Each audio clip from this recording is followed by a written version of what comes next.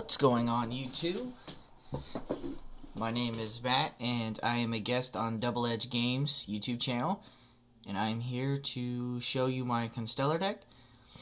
This deck is not competitive. It won't win you YCS or anything like that, as you can tell by the two monsters you see on top already. But it's really fun, great for locals. It's consistent, and all in all, I'd rather run this at a YCS than anything else because currently, Constellars to me, it's just my kind of deck.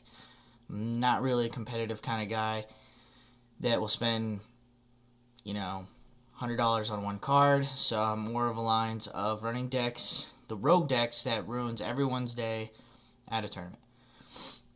Alright, let's get started. So the first card in the deck is, I'm going to butcher all the Constellars' names because I really don't know how to pronounce them. But in Terry's, I like the big ones, the big monsters that no one runs of the Constellars. That's why I run also one of the Alerchis. I don't even know if that's the right name for it. But both of these I like. They're consistent because once they are normaled summoned, you can special summon. This one is special summon a Constellar from your hand, face-up defense, and this one you can target a Constellar in your graveyard and add it to your hand so you can recycle. So this is normal special, or this is just normal to get their effects off. He's a 6-star. He's also a 6-star. I think that's why I like him, because there's a 24, 25 beats, 24 and a 22 beat stick that, just in case they lock out your extra deck, it gives you the opportunity to at least summon something bigger than you normally could. Of course, the staples in any Constellar deck. 3 Canus. Of course, he can manipulate levels, get you any XYZ that you need. Very consistent. You want to see him as soon as possible. That's why you have some cards in your deck to help you out.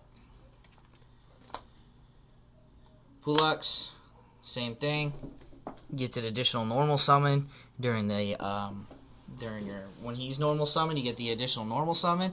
So that really helps speed up your deck. It's all about the first initial summon with this deck. So if they stop your first initial normal summon, you do run side cards to kind of bait out that Solemn, that Torrential Tribute, that Negate summon, anything to continue to be able to play for the turn. Because if they stop your first initial normal summon, that's why Constellars are not top. Because if they stop that, you're pretty much done for the turn. Sombre, he's really good. His effects are really good during late game because, you can banish a Constellar, grab one, add it to your hand, get additional normal summon, so you get to recycle pretty good. A lot of manipulation and hand manipulation in this deck. I think that's why I like it. So now we're going to get into the non-staples again, because I'm not really a person that focuses on what everyone else is running, more of what fits my playstyle. I was struggling to find more additional normal summons for that turn, so that's why I run Leon's. Now, a lot of people will say, why do you run the level 3? Just stick with 4s, it's easier to spam, blah, blah, blah, blah, blah. I run him because it gives me another additional normal summon for a Constellar. So if I got him in one of the beat sticks, normal summon, get additional summon, tribute summon, there. There I go, and then I got my big beat stick, that's 2400 attack. He's in the graveyard, so I can use his effects to banish him, get my other normal summons. Recycling the big guys and the XYZ summon, I run 2 of this Rasha Rog. I really don't know how to say his name, but very easy. Like if you had a level 3 in your hand, him, and one of your big XYZs in the graveyard, normal, then you get the additional normal summon, normal, you contribute him or him, and then you can get one of your XYZs or your big monsters. The 1-ofs, I run 1 Acubus or Acubinus, Sheraton, and 1 Slate, and 1 Algigadi. I'm really butchering these names, but they're all have a single purpose. He has the search ability, he has to manipulate his own level, special summon. The reason Alright, and then this one is extremely good because you get the additional 500 attack. So you get the original 500 attack for all Constellars on your field. He is really consistent on when I need him because I run him at the 1 because he's a consistent boost when you can't get your Honest and you can't bounce anything and you just need that extra little bit of attack power to get over something. So he's really good because you can just normal summon one of your guys, get the additional normal summon him, use his ability to boost your XYZ, and then go into another XYZ. So that's why he's in there. He's in there because if I normal summon him, I get to add a Constellar from my deck to my hand. He is a level 3, so if I have the 3 in my hand, normal summon 3, get the additional, summon him, get what I need, and then overlay for the 3 XYZ. Pretty simple. The reason why I don't run more than one of, because she's a special summon of a level 4 Constellar. She's so restricted to who I can normal summon, and it's considered a special summon, so most of their effects are negated, and I can't really go farther in the turn. So she's there just in case I can't get anything else except for just one level 4. Of course, Slate, everyone knows what he does. Special, copy a level, go into an XYZ. It's pretty simple. Alright, so those are all the Constellars in the deck. I run a high monster count. So here's your other beat stick. Levier, because you can. 3 lights, summon something from the graveyard, get an additional summon monster. He's in here because you always will have lights when you need it in the graveyard. And, of course, it's chaos. Gotta run them. Only 2 Honest, because if you run 3 Honest, it's really hard to not see him when you don't want him. If you run 3 Honest, he clogs your hand. If you run 1 Honest, you'll never see him. So the 2 Honests are consistency. It's pretty good. It is a level 4 light, so if you have to, you can XYZ summon with him. Preferably just hold him off to your hand. Try to, figure out some kind of a way to live for the turn. Or if you just summon a regular light monster. This has been my normal play lately. First turn, I draw one Honest and a Sheraton, and I can't really do much after that. So what I do is I set up my plays for next turn. Normal summon him, get what I need, and then I literally say pass, and they're like, what? And they attack with their highest creature because they summon this thing that's 4,500 attack. I go, boom, your guy's dead. You take 700 life points. My turn. And it irritates a bunch of people. Of course, you got to run the 2 Photon Thrashers. Level 4, easy special summon. He's just very consistent. If you run, you can run 3. I don't see a need for 3 because I have such a high Constellar count that most of the effects have to be Constellars on the XYZs. Especially the better ones, they're constricted to having 2 Constellars. So that's why I only run the 2 Thrashers. So that's the monsters. Going on to the spell cards. So I'm going to stick with I like the spell cards that support Constellar with Constellars. So I run 2 Tempest. 1 Tempest you'll never see. 3 you'll wish you never put 3 in your deck. And then 2 is just right. You can use the first effect pretty good. Half your opponent's life points. They don't see that coming from a deck that's not that played. So when you half their life points and you give them an altercation, it's like, wow, now I have 4,000 life points. What do I do now? So it makes them iffy about what they're playing. 1 star. 1 Twinkle, and I like these. I don't want to run more than 1 star because you cannot conduct your battle phase this turn, but it's there just in case you need it. So like if you have nothing in your hands and you have everything in the graveyard, you can at least grab 2, go into an XYZ, and at least stall or at least bounce cards that you don't really want to see. This is pretty good because if you don't conduct your I forget the second effect. Sorry, excuse me. Oh, there it is. So if you want to use him again, you can banish a Constellar from your graveyard and add this back to your hand. So like he's really consistent with manipulation of levels, so that's why I'm not really that worried, because I got 3 monsters that can manipulate levels by 1, and this is by 2 or 1. So whatever I need, I can have 4 cards to manipulate to what I need. Alright, so now we're going to get into the draw power, because this deck needs cards in hand. They don't have much draw power that's not once per turn, so that's why I only run the 1 star chart. It's only once per turn. Now, if it was not once per turn, this card would be run at 3. But because it's only once per turn and it's continuous, I don't need it more than just the 1, because you have better cards now, because Pot of Avarice is off the bans list. So you get draw 2 cards, you get to recycle your cards. Now, I also run Pot of Desires. Pot of Desires is in here because if you banish your top 10, it doesn't hurt you that much because you run a lot of copies of the same ones.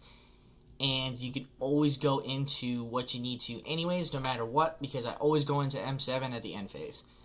Because if you don't use the XYZ's effect that turn, then what was the point of going into the XYZ in the first place?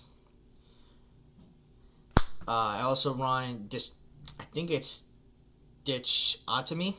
I really like Ditchotomy because you do have 3. They're all different. They're warriors, beast warriors, spellcasters, fairies, beast. You will have 3 of different types. Now, you can't conduct your battle phase. That really hurts. But it's 3 cards to go back in your deck. You draw 2 cards. It's basically a second Pot of Avarice, but you cannot attack. That doesn't really bother me that much, because usually you will go into your level 5, you bounce a card, or you go into your level 4 and you can sit there because, it's a 3400 beat stick. So, 1 for 1 because you need to stall sometimes, and you get a free card. Upstart Goblin, because you definitely need to draw. This is why there is this many draw cards in the deck, because you just need to draw when you need to draw, and I really wish they had a better Constellar support that will help you draw cards, because you burn through your resources in your hands a lot, but you can recycle in this deck really well. So that's why it's consistent, because you can continually put stuff back in your deck or in your hand that you need, which is a top tier deck, but it doesn't have the spell and trap card support that it really does need. And I hope in the future that they, because of the new format and with links not being like a thing anymore, it's more of like you can go on links now and you don't have to. That's why I love this deck again. If they came out with better support, it would be so much better. But for now, this is why you run so many different kinds of draw powers. Of course, Fire Formation Tanky. You got to have this because you have to get that crest from your deck to your hand as soon as possible so you can start manipulating levels. If you don't see him, this is basically 5 copies of him. You just activated, grab that card, because this is the only card you can grab in the deck. Because he's the only Beast Warrior, but it's consistent because now you have 5 copies of him. I don't run 3 because I don't want I don't want the same amount of copies that I have in the deck. I'd rather have 1 more of the monster. It just makes sense to me. Now the one-ofs of the last 4 spell cards in the deck. Book of Moon, because it's Book of Moon. I've always run Book of Moon in my deck, even in link format, because you can't link when they're face down, so you can kind of stop them from linking up. But the decks are so fast, they were so fast that Book of Moon was irrelevant, but I refused to not play it because it saved my life too many times. 1 for 1 because you can get your Slate out in the field. Super easy, use its effect, manipulate its level, get XYZ as much as you want. Monster Reborn, because it's Monster Reborn, self-explanatory. And Regeki, because you don't have a board wipe of any kind. None of the effects really destroy anything. It's more of a bounce deck that, it manipulates the field in different ways. So, with Regeki, I've noticed that if you can't destroy the monster, then you can go in your XYZ effects, but Regeki is still consistent. It's Regeki. So now on to the extra deck. So the extra deck, the reason why I say you can do anything is because you got your level 6 M7. M7 to me is the main boss monster of this deck. Um, it is perfect because the only bad side about it is you can't use the effect if you use the effect to overlay using Constellar that you had already. So you can use anything. So you go into your level 4, use it to the level 4's effect, and then overlay to M7. Can't use M7's effect that turn, but the following turn you're able to, on your turn again, then you can use its effect to bounce. The only problem is it's not during either player's turn. Now, if this was during any player's turn, this right here would have saw more play, but I refuse not to play him because he is his boss monster of this deck. One level 5, because I only have one level 5, I would run 3. Pallades is the best one because you can activate his effect to bounce a card any player's turn. You can erupt any player anytime, stop them from playing pretty much, and it's pretty good. I would run 3 of him if I had him. 2, Parsepi. I know I'm butchering these names, forgive me, but no one really explained what their name is, and I've never seen them on the anime, so. But this guy's really good. He's basically your, he is your beat stick, basically, because he can manipulate his attack by 1,000 points, or any of the Constellars, during damage calculations, so it can be during any player's turn. Just remove a material, gain 1,000 attack, and it bam. Get over whatever you need, so that's why I run 2 of them. 1 Omega. I would run 2 Omega, but I can't seem to find a second copy without actually purchasing it. I'm a huge person about trading cards because I know when I was a kid I was always on a budget, and I try to stay on the budget still. So this is why Double Edge Gaming is huge on the budget gaming. This card, I've noticed it when it was popular, it ran up to about $15 to $20 each. So Omega has never been really a priority for me for buying. It's more been a pure trade. So I only can find the one that I could trade off of my brother. So this is why I only run the one. But he's really super good because he protects you from spells and traps. And, of course, because you run the level 3s, you gotta run Hades. Hades is absolutely amazing. It's Book of Mood on roids. You get rid of one detachment, detach one material, and you can flip all face up to face down, to face up defense position. So it changes all your opponent's monsters to defense position. So, if nowadays this is hugely relevant because not a lot of people are playing Lynx anymore. They're playing XYZ, Synchros. They have maybe 1 or 2 Lynx on the field at the time, but they're low attacks. It's more of their boss monsters now are Synchros and XYZs and Fusions.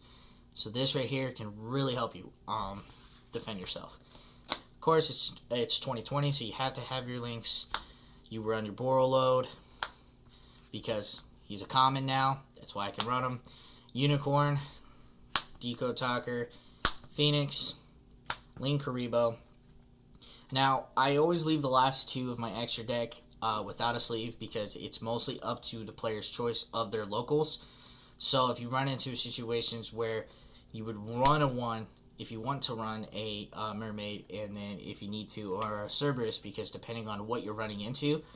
But I've noticed that these 5 right here, Lynx, can pretty much go in any deck and not hurt it. It's only 5, so you have 10 extra spaces to have XYZ, Synchros, Fusions, whatever you really need.